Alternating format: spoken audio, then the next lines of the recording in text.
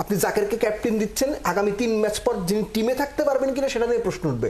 আপনি তাকে ক্যাপ্টেন্সিতে বসে, এই ক্যাপ্টেন্সি কে দিচ্ছে?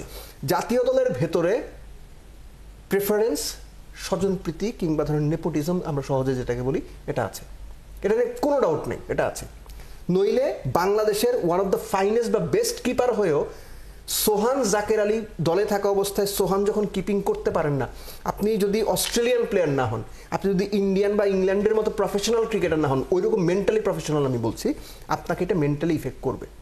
সো ওই ম্যাচটার তুলনা দিলাম আমি এই কারণে, আফগানিস্তানের এগেনস্টে ফার্স্ট টি-20তে সোহান কিন্তু অতটা ছটফট করেননি আস্তে আস্তে, কারণ তিনি জানতেন তিনি আউট হয়ে গেলে 10 রান বাকি থাকলেও বাংলাদেশের এই টিম ওই 10 রান করতে পারবে না।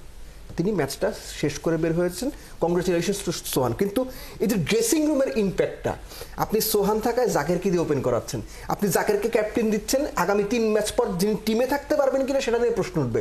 আপনি তাকে ক্যাপ্টেন্সিতে বসে, এই ক্যাপ্টেন্সি কে দিচ্ছে?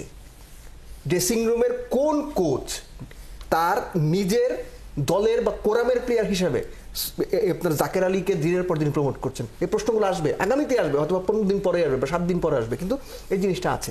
সো মূল বিষয়টা হচ্ছে কি যে আপনি ন্যাশনাল টিম যখন নিজেদের পছন্দ অপছন্দ বেশি গুরুত্ব পেয়ে যায়, ন্যাশনাল ইন্টারেস্ট ছাপিয়ে, তখন সেটা প্রবলেম তৈরি করে, এবং বাংলাদেশ ন্যাশনাল টিমের ড্রেসিং রুমের এই প্রবলেমটা আছে।